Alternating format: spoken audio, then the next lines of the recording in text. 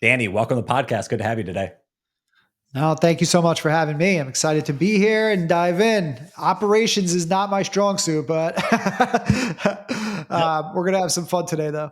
Well, and the reason I reach out to you is, however the hell I got served your content on LinkedIn, I started seeing your videos. I'm like, all right, man, this is cool. Like, I like the style, I like the authenticity, I like the consistency. There's a lot of good stuff that you're doing, which I'm not surprised why you've been successful for the last couple of years running your business.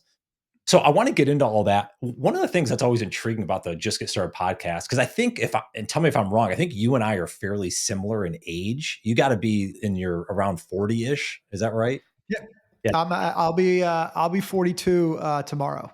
Oh, all right. Well, good. As we're recording this, happy birthday. Thanks, man. We're very similar. I'll be 42 in March. The reason I say that is you're not the only one. It seems like an influx of people that I meet that are our age that kind of had this idea years ago of like, I'm just going to go into the corporate life, entry level, build my way up. Like this is just kind of it. And then at some point in the last, 5 to 10 years, they realize like this can't be it. There's got to be something else. So Totally. I say that to say I'd love to start and tell me if I'm wrong, the jumping off point, but these two podcasts you created about 10 years ago, one got really, really popular. Was that your kind of first taste into something outside of like corporate world? Absolutely. That's what got me into the whole content creation and social media kind of thing. So I listened to my first podcast, I guess, somewhere around, I guess it was like 2014. And I was a big fan of Impractical Jokers, the TV show, right? And two of the guys from Impractical Jokers, Q and Sal, had a podcast called "What Say You," basically. And I listened to their podcast, and I'm like, oh, it's just these two guys are just bullshitting over here. Yeah. I'm like, I could do this, and that's kind of where my idea to start a podcast came in. So I started this podcast with my friend and then started another one. And the second one really took off. And we ended up getting like 500,000 listeners. And that's where I really learned how to do social media. And I wasn't making any money. It was a hobby, man. It was like, we were just having fun. And but ultimately, the skills that I developed doing the podcast is exactly what allowed me to market my business now. Well, when you think about it, like and tell me if there's a span or gap, if you will, of businesses or ideas, but how long do you run that podcast for? So the big one that got like a lot of attention, I think we ran it for maybe a year and a half. Okay. And then what happened? So my co-host quit. So that put a little bit of pressure on me to figure out how to do the show without him because it kind of doesn't really work as a solo show. Mhm. So I ended up trying to get a guest for every single episode. And essentially that proved to be very difficult because the podcast was about a TV show. So it was about the TV show Impractical Jokers. And I had a lot of guests during the tenure that I ran it, right? So I had the executive producer, I had the art director, I had many of the writers and producers from the show. I had one of the Impractical Jokers, and I had a lot of the stand-up comedians and stuff that they worked with along the way. So we did a good job of getting guests, but when I needed to get a guest every single week from the show, it became a little bit difficult. And then at the same time, I got promoted in my job and I started doing a lot of traveling. Mhm. So between trying to coordinate with my own schedule and travel, and then on top of that, get a guest who was like part of the inner workings of a TV show, that was challenging. And that's why we ended up stopping the podcast. And I also didn't realize like what I had at the time either, because I didn't take that audience that I had built of 500,000 listeners that probably would have followed me to something unrelated to Impractical Jokers. Yeah. I didn't take them anywhere because I didn't realize what I had. I didn't realize that there was any other way to monetize a podcast other than sponsorship at the time. Yeah. So, you live and learn though. Yeah. I mean, the same. I mean, even with this podcast in the early years, I mean, I still don't really monetize it. I mean, it's more the network and I still love doing it. It's like when you still love doing something, like I love this Totally. conversation. You and I get a chance to meet and chit chat about some stuff and really help some folks. That's why it started. But the same thing, like I didn't think anything about like, it was only sponsorships was it. It didn't think about like, oh, you can leverage that into coaching or into building a newsletter or anything. Insert 25,000 different things. But again, that's Totally. part of the process, right? Of the discovery process that you go through. Yeah, I think about it too because like I think, hey, imagine we were selling like Impractical Jokers t-shirts and we were getting like an affiliate marketing commission on that. I probably could have made thousands and thousands of dollars from that podcast just on affiliate marketing alone. Yeah. I could have been helping them sell tickets. There was so many things that I could have done. Honestly, when I was doing it, my thought process was not like, how do I monetize it? It was more, how do I get the network, True TV, to like pay attention to this? Mhm. And then maybe like kind of get myself in to that kind of world, into like the, production side, doing a podcast for, like an official podcast for True TV. And True TV actually ended up doing an official Impractical Jokers podcast not long before we stopped doing ours. Mm. And our numbers like put that one to shame, Wow. which is crazy. Yeah. Yeah. Well, and it's also I mean, this is something really important to underscore. I think you and I have both done through our journey is you sometimes the first idea isn't the idea that takes off. Now yours actually took off, Oh, was totally. really good, but it's the springboard. If you didn't do that, like what you're doing today, you're probably not doing because it's somewhere along the line, the ideation happened. You learned a little bit, right? You learned how to weave and bob in the right direction. And you have to have some of those early, not mistakes, but really the early learnings to leverage the next level, if you will. Yeah. And that's happened multiple times. That's not the only time. I mean, obviously the Ocho podcast was the first one that I did. And then that prompted me to set up this second podcast, which was Where's Larry? That's the one that really took off. And then when I wanted to figure out, how to, kind of got that itch like you were talking about earlier Yeah. to get out of corporate and figure out something new and something different and something entrepreneurial. Well, the first thing that I was like, well, I'm a good podcast. I've built a podcast. I can do this again. Mhm. So I started a podcast in, I guess it was 2021, called For My Sons Podcast. Completely different topic, completely different audience. And it failed miserably. And I'm going to basically do the same thing that I did with this Where's Larry podcast, and I'm going to grow it fast. Mhm. And it wasn't the same, right? It was like I was, in that podcast, I had hundreds and thousands of listeners on episode one. And then on this one, we're 20 episodes in and I'm getting like 30 listeners per episode. I'm like, damn, this is not the same. Um, and I ultimately was kind of frustrated with the podcast. It wasn't going in the direction of like where I originally anticipated it. And, but I joined this podcast mastermind group at the time. And the guy who was running it, this guy, Travis Brown, he basically learned a little bit more about me and my background in sales and in business. And he was like, you need to stop podcasting right now and start a coaching business. And I was like, I didn't even know that coaching was a thing, Right. right? So that's what I did. I started a coaching business. This was in like 2022. I went to my network. I found the first client and I started coaching people on kind of the two things that I was good at, which was social media and sales. Mhm. Right. And I was good in sales because that's my entire career, 20 years career in sales. So I was a sales rep, I was a sales manager, I was a sales director and a sales trainer. So I had my sales background and then I had my background in the social media and podcasting and content creation. So I was working with founders and real estate agents and entrepreneurs on how to build their brand online on social media and kind of so that they can ultimately drive sales. So like kind of meshing the sales and the social media into one. And that's kind of how I got started. Yeah. And that pretty much failed as well. I mean, I wasn't making anywhere near the kind of money that I was going to need to leave my full time job at the time. So I, and this is kind of where the video thing came into it, right? Yeah. So the video thing started to come into play when I was working with all these clients, or a few clients, and I was teaching them how to, build their brand online. I kept telling them, you got to make video, you got to make video, you got to make video.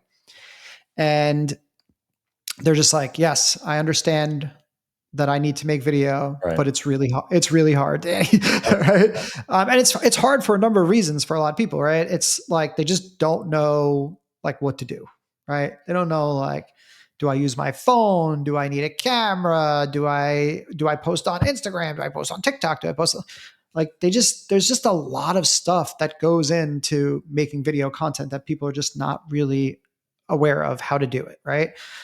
Then there's the people that are just like deathly afraid of the camera, right? They're just like, they turn on a camera and they're just like a completely different person, right? Well, you did that. You did that poll on LinkedIn the other day. I saw it, and I think that was the number one.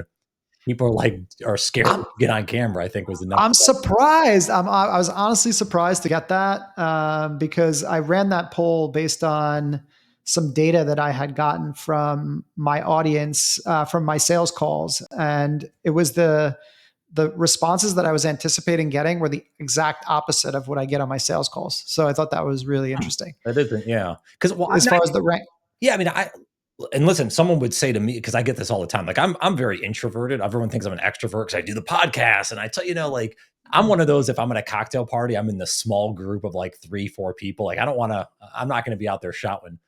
But even I have trouble sometimes, like turning on the camera. Even though it's as much as I've been in front of the camera, I can share stories. I think, and I can, what have you. I've putting stuff online for years. I still struggle. So I imagine the average person that never puts anything, they're just scared shitless to even like put their face up there. yeah, it's funny. I had one of the first clients I was working with. Obviously, like I said, I started with my own network. Was a good friend of mine, Sal. We grew up together. We worked together from like the time we were like 14, 15 years old. And he's a real estate agent, does very well. He's in New York City. And he's like, hey, I need to get into the social media thing. So this sounds like, he's like, this is something I'm interested in. I was like, okay, cool. And I'm like, you got to make videos. And he was like, no. He's like, I'm not doing it. Now, mind you, Sal is like he's got movie star quality good looks. Okay. Like he's that guy. He's that guy. Like the one, like, like when, you bring him around and like all your girlfriends that like you went to high school with are like, holy shit, who's that guy? That's Sal, right? He also has no problem getting in front of a giant crowd of people and speaking. He does that like all the time. So I told him, I was like, hey, here's what I want you to do. I want you to make a video. This is what I want you to talk about. Just film it. And then I'll bring it to me the next time we meet and I'll help you. I'll teach you how to cut it up and put it up.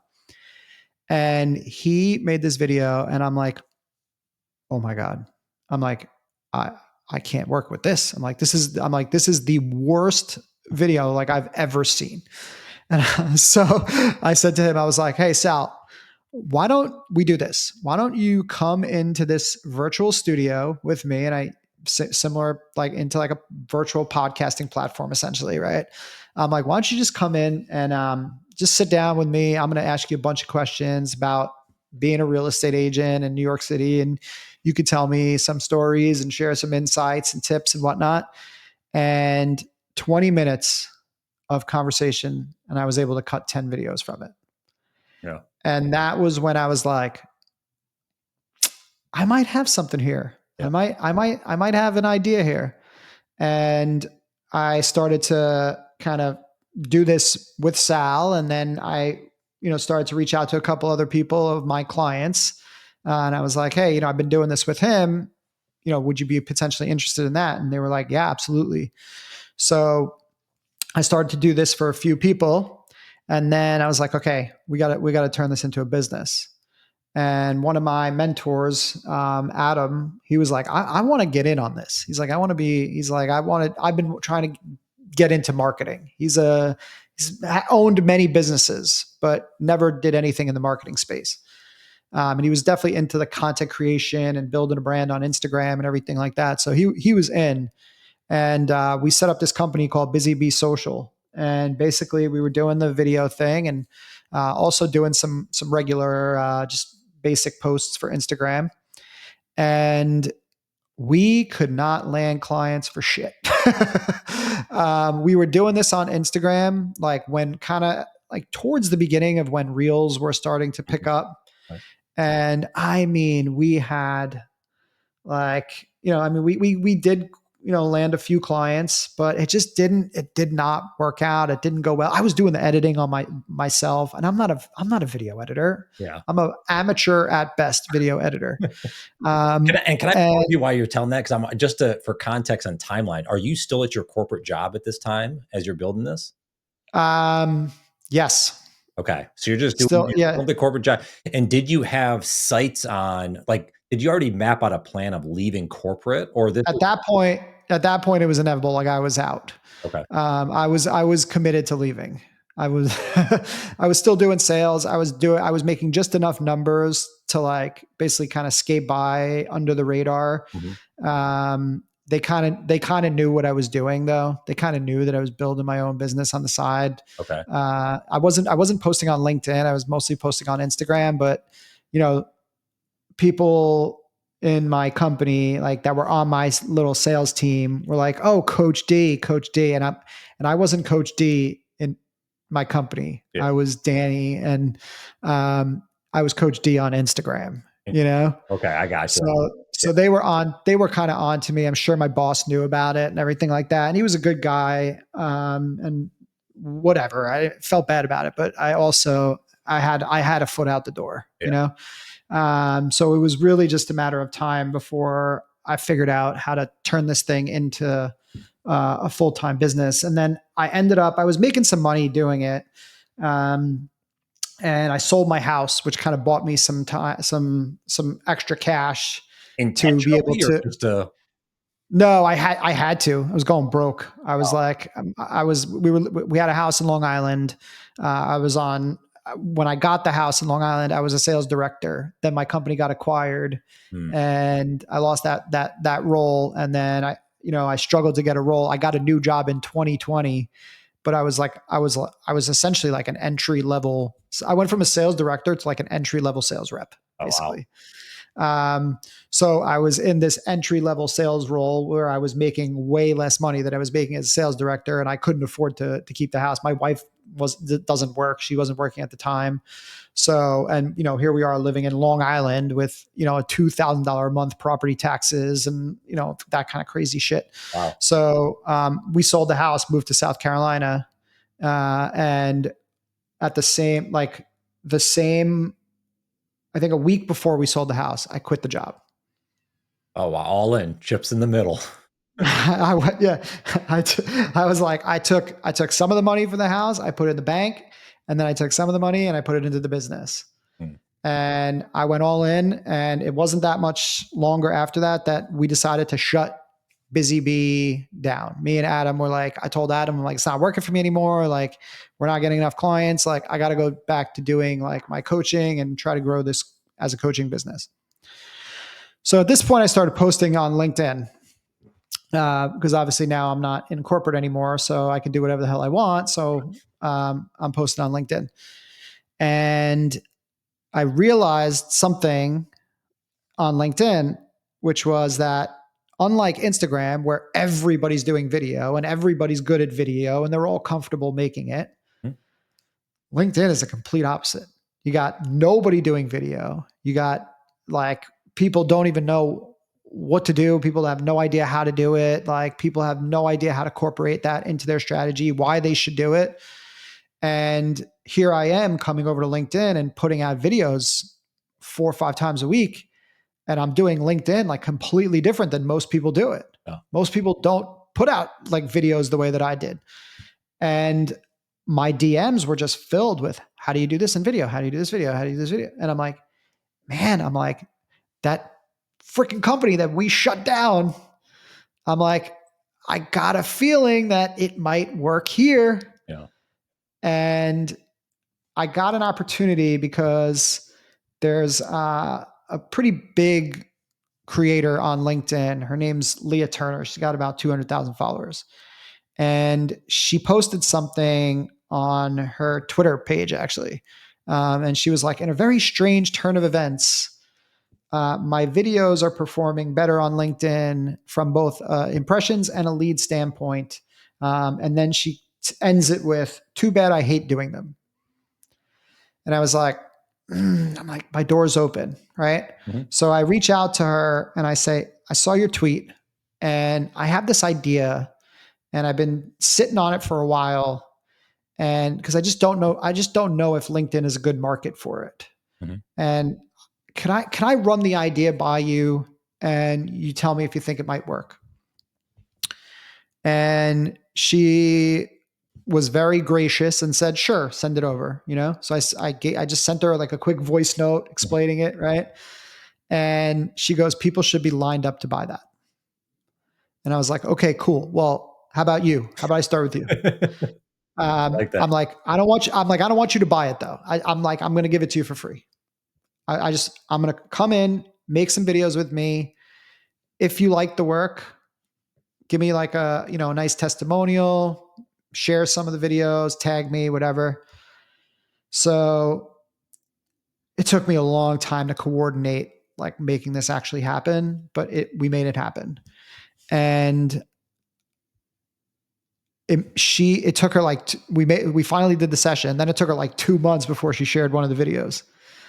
So a couple months later, I guess this is like July of 2023 now. So July of 23, she posts the first video that we did together. And she basically not only posts it, but writes me the entire post as a testimonial for the process and how easy it was and how she was able to make 12 videos in less than an hour and everything. I signed 6 clients that day Wow. and I have not At stopped. one clip. Give me a little like, was it a big Uh, package or were they just kind of these are small? no, like $500-600. Okay. Yeah, yeah. So like I signed $500-600 clients, whatever that day, and that was it. That was video on easy mode was official at that point, and that's when I went all in on it. And over the last, I guess it's really a year and a half, we've done over 100 videos for over 100 founders, companies, brands, whatever you want to call them. And we've done thousands and thousands of videos Wow. and mainly for LinkedIn. Yeah. We do. I was actually just on a call with a consultant that I work with, and he's like, "How many videos do you do a week?" And I started to kind of think about it. We do 100 videos a week. Like we produce 100 videos a week for clients. Wow.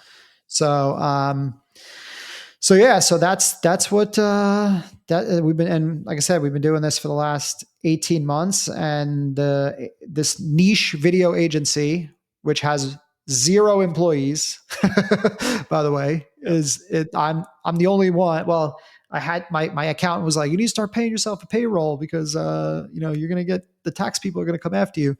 So I'm the one employee or whatever Yeah. of the company. That's Yeah. it, just me. Wow. And everything else. I have a really good team that does all the post production. So everything is outsourced to that post production team, but it's me and them. That's it. Well, obviously this is worked at this point. Where's that lesson in there about because I think some folks I just had a conversation with someone at lunch prior about like the broad brush approach. Like some people try to like, oh, if my market's so big, well then I can now I only need, you hear the Shark Tank thing like, well, it's $1 trillion market and if I get 1% of it and like how much of going just niche on one like I'm doing video on LinkedIn, like how important that is to stay focused. Well, I mean, I think that there is something to both approaches, right? But I think that the other approach is actually more difficult because I think the other approach requires you to have a much larger audience. like somebody like Justin Welsh, for example, right? Who is, a very prominent creator on LinkedIn, makes most of his money through online courses or whatever. He's got an audience of 500,000 on LinkedIn. He's got a couple 100,000 more on his email. He's got a few 100,000 on X. He's got the ability to do that, right? He's got the ability to go broad, and he does go broad. He's like, anybody that like is working in a job and is like thinking about becoming an entrepreneur Yeah. is an ideal client for Justin Welsh, right? Which is like, that's about as broad as it can get, Right. right?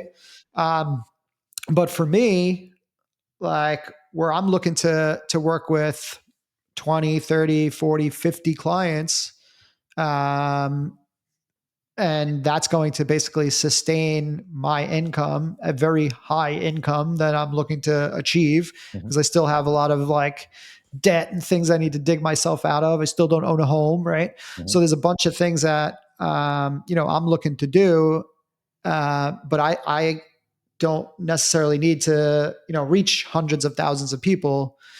And now I've built myself a decent audience. I don't feel like I am by any means an influencer or anything like that. I have 20 something thousand followers. So that's not a huge audience by any means, right? Mhm. Um, but yeah, I enjoy that I stay in my one lane, Yeah. which is I What a great essentially I mindset. create yeah, I create videos, I create video content that is specialized in people on LinkedIn, but can still be used on other platforms. So you can still use it on Instagram, you can still use it on Facebook, still use it on TikTok. Mainly YouTube is my second ranked platform that I use, as well as that I suggest to my clients, right? I think from a B2B perspective, it's LinkedIn, and then YouTube would be the second. So and people will be like, well, I think that maybe you should do the copywriting, and I think that maybe you should do the social media management and the posting and all that. I'm like, no, no, no, no, no. I make videos. Yeah. I give you finished videos. That's it. Like, and I don't want to complicate my business anymore. I like it the way it is. Well, it goes back to that thing. It's like, yeah, okay, you can do social media marketing, or you could do, oh, let me get copywriters and I can write all the, and then all of a sudden, okay, now that's extra people. That's a different sales process. That's all of these things come into play. So yeah, I think you're right. I wanted to make one note because I think it's really obviously folks that don't know Justin Welsh need to go check him out. 'Cause I think he does a phenomenal job, a lot of great content. But even he'll tell you, in what 2018, 2019, 2020, he was doing coaching for like I think it was healthcare, like where he was in like SaaS sales, and he was doing specific consultative like for these bigger companies.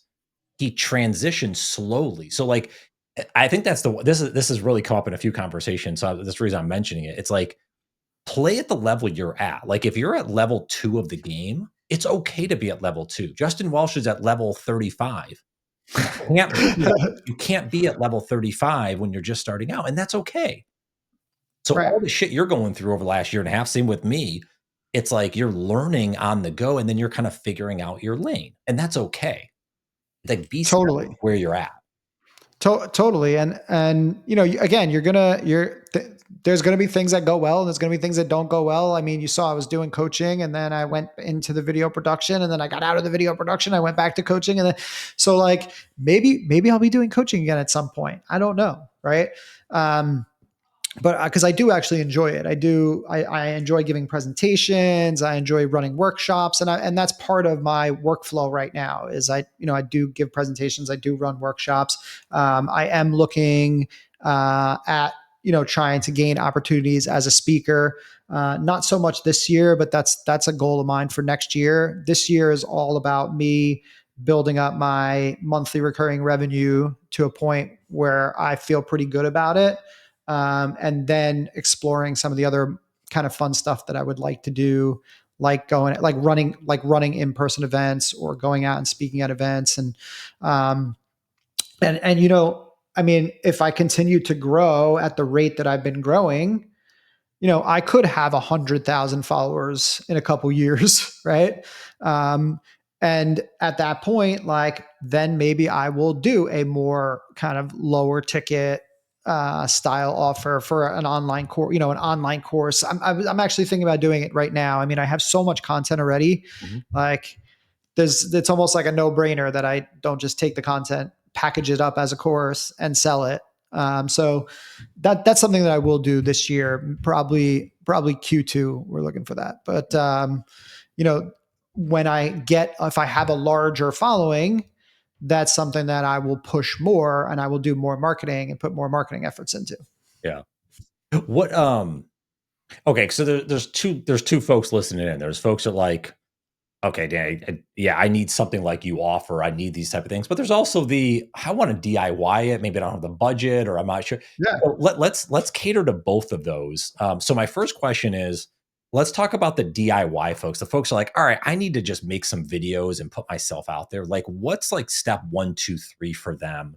If they're thinking today, all right, you're right. I do need to put videos on LinkedIn. Like, where should they start? Is it literally as simple as turning on their camera? Or is there Yes. anything else you'd guide them to? Yeah. Step one needs to be that they need to get some comfort level on the camera, right? So I always tell people for step one is to give yourself a 30-day challenge, right? Every day for 30 days, talking to your phone for 30 seconds. I don't even care what you talk about. I do prefer that people talk about something in their business because that's ultimately what they're going to be talking about. But I tell them, I don't care if you talk about a restaurant that you went to or something that you're doing with your kids or whatever. The idea is to build a habit of when you have an idea that you jump on your phone for 30 seconds and just record it. That's the basic level. You don't have to share it with anyone at all. Hmm. If you do want to take it up a notch, the next best place to take it up a notch is to Instagram stories or TikTok stories, like or Snapchat or one of these kind of platforms where that content's going to be up for 24 hours and then it's going to disappear, right? Mhm. So that people aren't, really worried about, that content. Like they're not overthinking that content because it's going to sit on their feed forever, Yep, right? yep, Um, and then the next step from there is, okay, now that I've been doing this and like I'm not afraid anymore, right? Like I'm not like terrified of hitting record anymore. Now, how do I start to put a strategy behind it? yeah, Right. And there I have like a strategy that has a framework that I call ECP, which is essentially educate, connect, promote. Those are the three things that you need to be doing in your content: educating to kind of set yourself up as an expert or leader in your industry, and so just so that people know that you are knowledgeable, just that they know that you know your shit, right? yeah, And then connect is I want like people buy from people, right? That's just the way that the world works. That's just the way modern business works, I guess. And you need to create content that helps build a connection to people. So sharing your personal stories, sharing your bold opinions, sharing some of your behind the scenes of like some of the struggles and things that you've gone through, that's going to help people feel connected to you, and that's going to make people want to work with you. But then you also need to do the last piece, which is promote, right? And a lot of people are afraid to promote themselves online yeah, because they don't want to come off as salesy and whatnot, right? Um, but to me, it's like if you're creating that value educational content, if you're putting yourself out there and sharing the things that you're doing and helping people for free, essentially through your content, like you've earned the right to promote your business. yeah, And you should be talking about what you're doing, because if you're not talking about what you're doing and how you're helping clients and showing people what you're capable of, no one's ever going to hire you, right? So so that would be the second piece, is kind of getting this strategy and this framework into your content. um, and then from there, there's the production side of it, right? So like, how do I actually produce the content, right? yeah, And for me, it's like if you're running a business, you can create the videos, you can come up with the ideas, you can do the research, you can record the videos yourself. Don't become a video editor. Like, you don't want to be like, you don't need to be like, you don't need to spend the time that it takes to learn how to do video editing. Like, you can outsource your video editing to a company that is, they're going to charge you like, I don't know, 15, $20 a video or something like that. Yeah. Like it's like, and I have people that come and tell me, I spent 3 hours on this one video. And I'm like, what's your time worth per hour? Right. It's like, well, my time's worth I charge $250 an hour for clients. And I'm like, do you realize you just spent $750 to make a video? Yeah. Like, like And does just it matter? Does it really at the beginning? And maybe you disagree with this. Like the big thing is getting yourself out there, just putting out the videos. Do you need the captions on there? Do you need all the jazz in there? Maybe, maybe not. But at least again, if you're not even putting videos out, like just putting them out there is the first step, right? Oh, totally. Like I said, I mean, and as far as captions go, I mean, it's so freaking easy to get captions on a video. It's Yeah. like it's as easy as it could possibly be. I mean, all you got to do is open up Instagram, record your video inside of Instagram, and hit auto caption. Everybody has access to Instagram for free. There's other tools like InShot and CapCut and that do auto caption for free. So all you got to do is upload your video to one of these tools, hit the auto caption button. You got a couple of different choices. Yeah. Um, and you should definitely have captions on your video because there's a lot of people, especially on LinkedIn, I think even more than some of the other platforms, that are going to watch your video without the sound on because they're at work. Right. Yeah, that's a good Um, point. I thought about that recently. That's a good point. yeah. So I definitely recommend having captions on your video, but it's so easy to do that. Like, I mean, literally anybody can do it. Yeah. It's like, One other question that I know I struggle with, so this is a little self-serving, so I'm curious, that's okay. is like doing like 25 takes sometimes because you're like, oh, that sounded like crap, or that was, oh, I stumbled over my words. Like, what is the guardrail? Is there like an exact, like, okay, you got 3 takes and then just run with it? Like, what do you have No, any things that matters or no, no, there's days like I have days like that. okay. All right. I have days like that where I will, and you could ask my editors, man. Um, I gave them 30 minutes of footage for like a 10-minute YouTube video, right? Which means I'm doing things over and over again. I'm messing up. I don't like where things are going. So there are times where I can take the phone and talk into it and get a good video in one take. And then there are other days where I will do 10, 15, 20 takes and I'll be like, I hate every single one of them. So it, it's, Do I you wouldn't, ship I, those? Do you put those out even though, or do you like, nah, I can't. This is ridiculous. no, I don't like, I don't put them out. I mean, um, I kind of have like a bit of a standard for myself, but I've also been creating video for 4 years. Yeah. Um, so I don't put out anything. I mean, I'll put them out on stories. Like I have no problem like putting something like very raw with like screw ups in Instagram stories and like and a lot of my LinkedIn videos too. Same thing. Like they're not perfect, but I may do a couple of takes. Yeah. Okay. Yeah, So how did they go from DIY to being like, all right, I need Danny? Like is it a time commitment thing? Is like they don't still have the skill totally. set? What do you feel is maybe your clients that come to you the most with it? So if someone's thinking that I can do it myself, but Yeah, there's three problems that people have, right? So number one is they just don't have the time, right?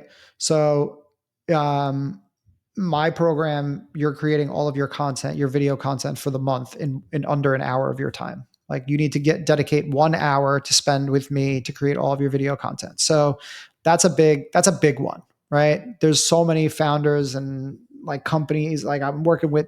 I have CROs, I have CTOs, I have CMOs, like I have C-level people. Like these people don't have time to mess around and do right, 15, 20 takes or whatever, you know what I mean? Like, all right, or get involved in editing or even just like they just won't do it themselves. Like they just won't. yeah, Like because I'm there, they have me on the schedule every month. That's why they're getting it done. yeah, Right. yeah. That's true. Um, so there's people that that's one is the time. Number two is the messaging.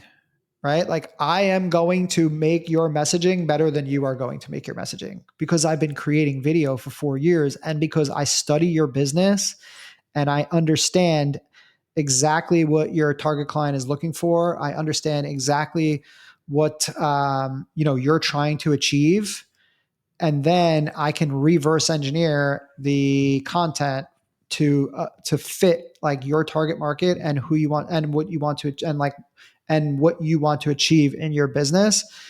And I can help you craft the messaging and make sure that you are doing a hook that gets people's attention, Mhm. that you are kind of that you're concise, that your messaging is relevant to your target audience, that your topics are relevant to your target audience, and that you are actually connecting and guiding people on a process of how they ultimately can work with you. Yeah. Right. A Okay. lot of people put out a ton of videos and like it's educational style content and they're giving good tips, but nothing ever comes back from it. Well, because you're not guiding people on a path to how you can help them. Right.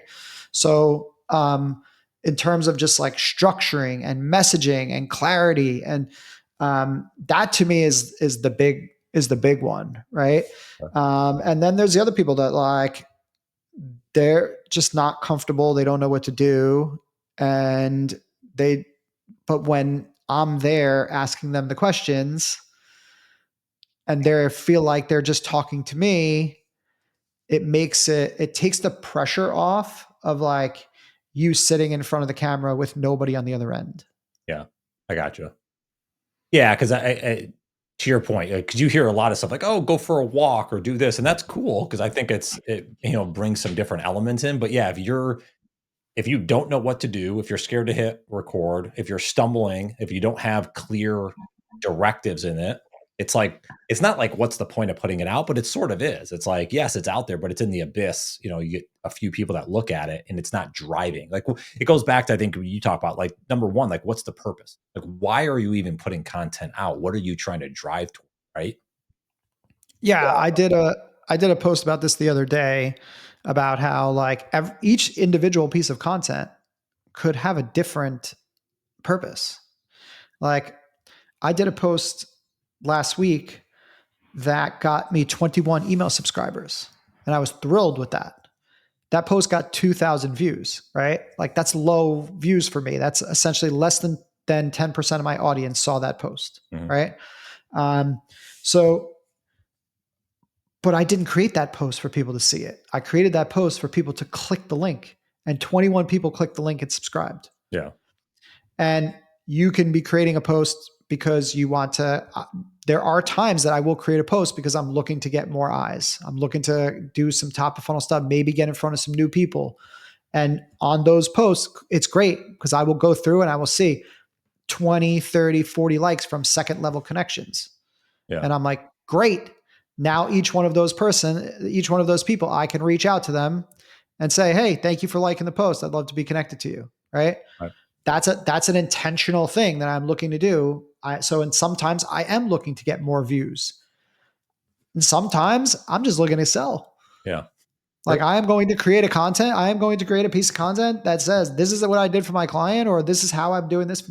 I do these posts that show the behind the scenes of me working with the client. So people get a very exact look at what the process looks like, how I do my thing, and then the post is specifically designed to get appointments for me. Yeah. That's it.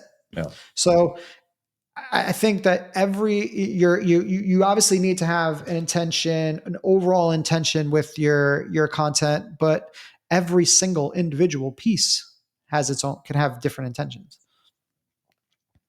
All right. Well, let's wrap up on this because this is a good discussion. Hopefully, people got value on this. Uh, Yeah, let's end with an action item. I'm big. Just get started. The just is intentional. Like you got to yeah, kind of move. Is there a challenge, maybe a question people should consider asking themselves, something that to drive them forward today or this week, or what you would absolutely. encourage them to do? Absolutely. I'm going to give it to you right now. So, what is like the most common question that people ask you? Like, what do people want your advice on? Okay. Like, no, I'm asking you right Oh, now. you're What asking is? me. Oh, Yeah, I'm people. asking you. Oh, people. What is a common and like, and I mean, don't overthink this at all. As basic as it possibly can be. Like, what do people want to know from you? What do people ask you about? I mean, number one, they ask about sales. They want like, how do I close more business? How do I how do I stop having people ghost me? You know, like those type of things. Okay, perfect. So, how do I close more business, and how do I get people to stop ghosting me? Boom, right there. You just gave me two posts, Okay. I, right? So all that you need to do right now is, if you're listening, go and write out 8 to 10 questions that people will ask you related to your business, like either questions that clients ask you or that prospective clients ask you. Write these things out, but not specific, not about your product though. right. I'm not talking about your product. Don't think about this as your product or your service. Questions that people ask you about your industry, right? So people asking you questions about sales, like for me, people ask like, so if you look at me, like how long do my LinkedIn videos need to be is the number one question that I get asked all the time, right? Or do I need to have captions on my videos, right? Right. You just, like we talked about that, right? Right. Those things are so freaking basic to me, Yeah. but but people don't know. And that's where you really need to like think about, like, don't overthink this. The most basic thing that other people want to know, like you think is very simple, and you think it's probably a waste of time to make content about. No, to boil it down, what are the basic questions that people are asking you, and create your content from there. Yeah. It's going back to becoming like a beginner learner. Like if you try to learn something new tomorrow, you want to learn, you need the basic fundamentals. You don't need, the AP class. And sometimes I think folks are so ingrained with their business, they think it's like I got to teach AP level when it's like, no, I got to go back to kindergarten. I just got to It's teach the true. simplest thing. You're right. Totally. Yeah. Um, Yeah. Hey, this has been a blast, man. Where can obviously people probably can say hello to you on LinkedIn, but give shout out your digits, shout out your Yeah. your things. Yeah, no, Yeah, there's two places that you can find me. Number one is just find me on LinkedIn, Danny Delvecchio. Or if you just type in LinkedIn video on LinkedIn, if you search LinkedIn video, like your chances are you might find me. All right. that's pretty Just cool. saying, like, that's kind of cool. Yeah. Like people have told me that I search LinkedIn video and you're the person that comes up. I'm like, that's exactly what I was hoping to hear. And then YouTube, Coach Danny D. Just look up Coach Danny D on YouTube. Um, my YouTube content is the best content that I put out, hands down. And I've been putting it out for a year. I've been growing that channel now, and I haven't really talked a lot about it because last year was all about me getting up a bunch of content on YouTube. This year, I'm really trying to develop it more as like a channel for myself, and I put a lot of effort and time goes into the content there. So definitely want to check that out. Awesome, dude. Well, this has been a lot of fun, man. Thank you so much for coming on and chatting. No, thank you so much for having me. It's amazing how much we were able to cover in like 45 minutes there. It's crazy.